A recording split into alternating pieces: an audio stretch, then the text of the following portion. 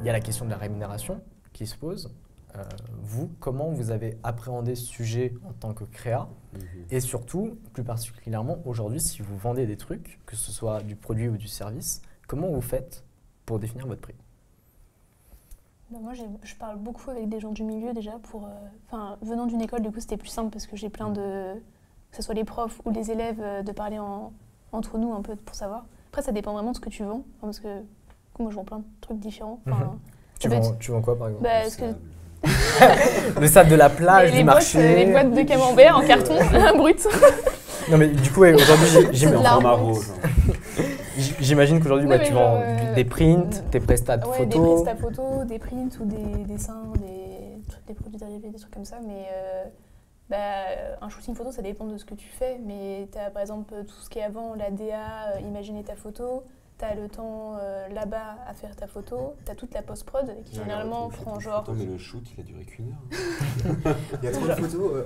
Genre, que tu choisis les photos que tu dois retoucher, tu payes aussi... je fais en fonction du nombre de photos aussi qu'ils me demandent à retoucher. Et t'as plein de trucs à prendre en compte, quoi. T'as pas eu des remarques de gens un peu comme ça qui disaient... Je suis sûr que t'as eu des perles, non? C'est genre juste... Mais attendez, mais j'avais demandé que ça comme ça alors que t'as juste appuyé sur un bouton. Franchement, je suis ultra chanceuse parce que vu que je fais des trucs tellement space, que les gens qui me suivent, c'est des gens qui kiffent et qui font... Genre c'est des costumiers, théâtre, des trucs comme ça et tout. Cool. Et vu qu'ils sont dans le milieu artistique, ça va, mais j'ai des potes... Mais en vrai, j'ai pas trop eu ça. Parce qu'aujourd'hui, tes clients, c'est...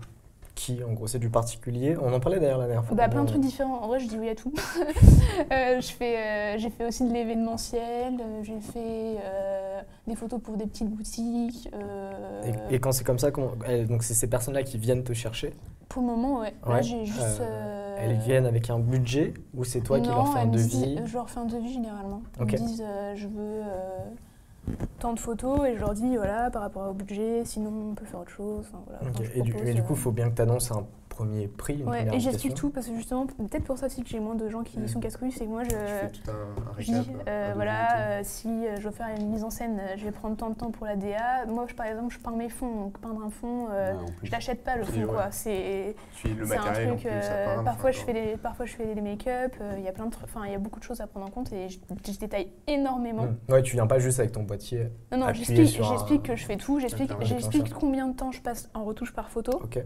J'explique vraiment super bien détaillé, comme ça les gens ils savent ce pourquoi ils payent. Ce pourquoi ils payent, ouais. Et puis pour les prints et tout, j'ai fait par rapport au prix du print que à la production et par rapport du coup tous mes amis photographes pour être dans les prix, pour pas être en dessous et de faire de la concurrence genre déloyale et avoir un prix qui est pas du tout pro, tu vois. Ah, c'est drôle que tu penses ça. C'est bien que tu évoques ça. Du coup là, juste pour résumer, la dernière chose que tu as évoquée, en fait ce que tu fais c'est que tu calcules le coût de revient. En gros, tu regardes combien ça te coûte de l'imprimer, d'avoir fait le shoot. Et ensuite, tu dis, bah voilà, si ça m'a coûté 3 € de l'imprimer, je vais le vendre X € plus cher que le prix que ça m'a coûté à imprimer. Puis ça dépend, tu vois, parce que moi, j'ai choisi de faire des prints assez quali où j'ai pris des papiers qui sont presque comme du papier canson de dessin, qui sont très lourds, parce que j'avais pas envie de payer un print de balle et d'avoir un truc brillant, dégueulasse. Ça dépend de ce qu'on fait, mais vu que moi je fais avec des fonds de peints et tout, il y a un côté qui est très pictural et que je voulais avoir sur le rendu papier, quoi. Et t'as jamais eu, donc t'as jamais eu de problème avec tes prix. Aujourd'hui, les prix que tu pratiques, est-ce que c'est les mêmes que ceux que tu pratiquais hier? Non. Mais genre au début, t'as aucune conscience parce que tu le fais en tant qu'amateur. Pour toi, c'est pas, avant de faire mon école, pour moi, ça allait pas du tout être mon métier. Moi, j'ai fait un bac S, j'ai fait une fac de biologie avant de péter un câble. Pour moi, avant l'art, c'était toujours ce que je faisais à côté. Et à un moment donné, j'ai étouffé, quoi, parce que moi, si je crée pas tout le temps, je pète un câble. En fait, c'est vraiment ma manière de... L'artiste a compris. Non, mais vraiment, pour le coup, si je suis malade et que je dois être 3 jours au lit, je réfléchis trop et j'ai trop besoin de... Ouais, parce qu'elle sort ce qu'elle veut dire. Non, mais j'ai vraiment besoin de tout le temps faire des trucs et je sais même plus de quoi en parler. Du coup, avant, tu pratiquais des prix un peu inconscients, en tout cas, qui n'étaient pas forcément ce que tu aurais pu parce que pour moi, ça n'allait pas du tout être mon métier et je faisais avec des copains des shoots